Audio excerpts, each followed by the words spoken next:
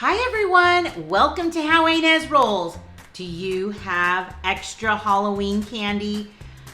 So we inherited some. So I have a recipe that we can use to get rid of all of the chocolate ones. So let's get started. It's basically a chocolate chip cookie recipe that I thought we could just put in the cut candies, the chopped candies, and I actually have a link below to this recipe, and it is actually called like Halloween candy leftover cookies. But I'm also going to use this recipe not just for baking, but I'm also going to show you how I'm going to freeze them so I'll have cookies ready for Thanksgiving. So I'll be able to just pull them right out. So let me get my ingredients. So for this recipe, you'll just need a hand mixer, or if you have the big KitchenAid ones, I think it's pretty easy, this recipe, to use without. Flour, some vanilla, baking soda, a couple of eggs. You'll need some white sugar and brown sugar, 2 sticks of butter, and 2 cups of chocolate pieces. It can be chocolate chips, or it could even be the Halloween candy. That was fun cutting up. It was good to sample.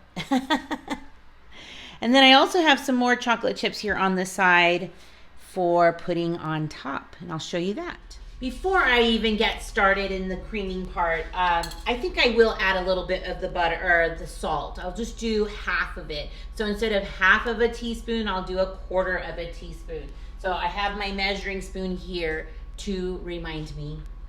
And I'll bring you closer.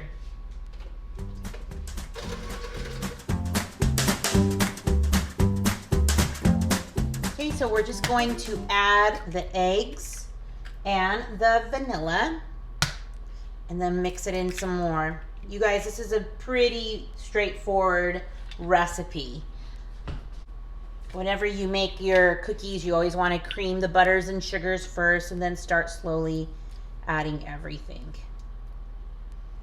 I didn't do my spill, my spillover. I love having extra vanilla. Now we are adding the dry ingredients. So I have a teaspoon of baking soda. And let me get my 1/4 teaspoon of salt.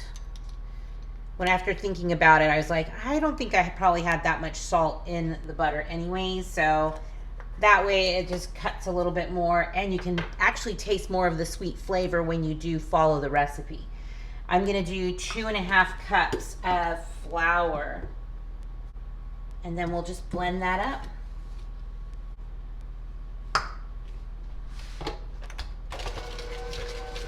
So now I get to add the candies. So these are mostly like Milky Ways and Twix and Kit Kats, plus M&Ms.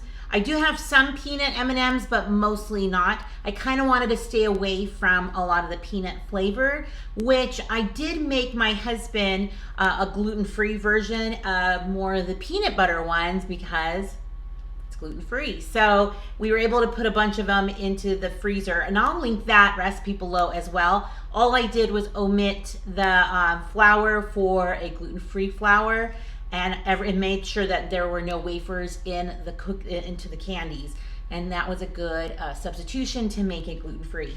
So I'm just gonna get this in and mix it up. Oh yeah, this is gonna be so good.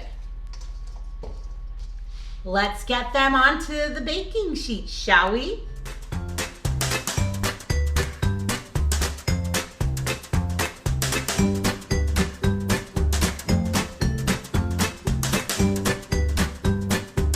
So into the oven, 350 for 12 to 14 minutes. Can't wait.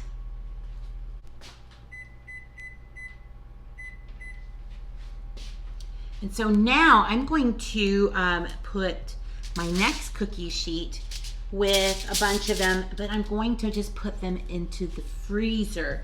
So that way I always have something that I can quickly cook up for when we would like to have them, or I could use them for Thanksgiving or for when friends come over. So it's just an easy way to be a little bit more prepared this season.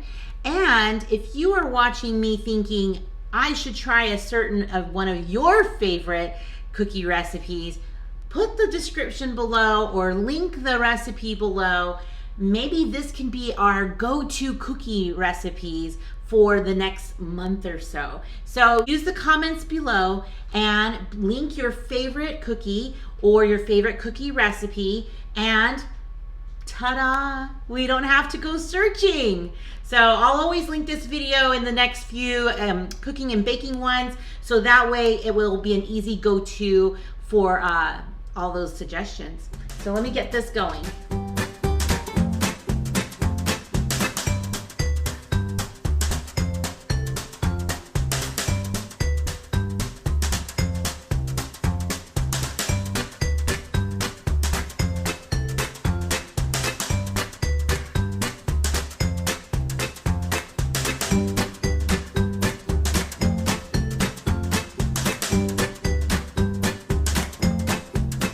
These ones will just go into the freezer, and it does take a little bit longer to kind of put the chocolate chips in, but it makes it look better to me, and it will give it even more chocolate. So let me know in the comments if you like having your chocolate chip cookies with milk chocolate chips or semi-chocolate.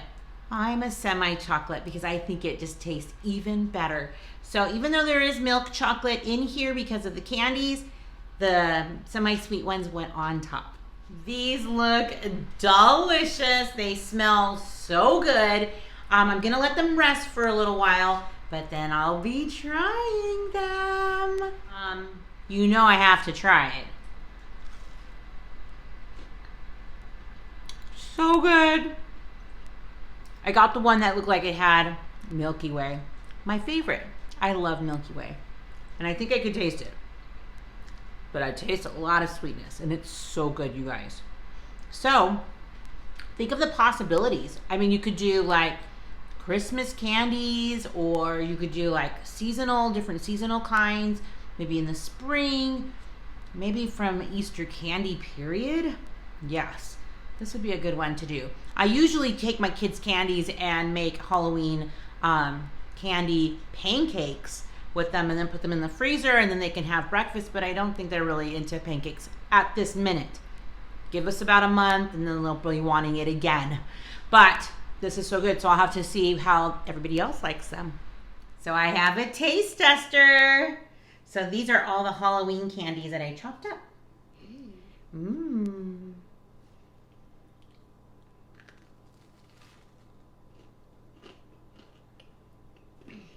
Do you like them?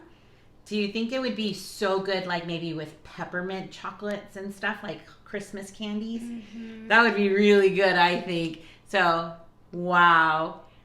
Got a little snack for the family tonight. I hope everybody likes it. Do you think they will?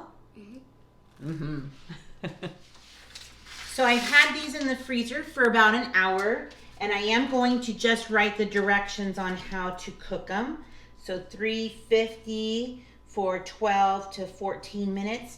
And because they're frozen, I am going to watch them a little bit more because I want to make sure that they're getting cooked all the way through or not over baked either. So you can just put these right into the oven. This is going to be great for when we have guests, and I'm hoping they will last till Thanksgiving. If not, I might have to make another batch and put them in the freezer.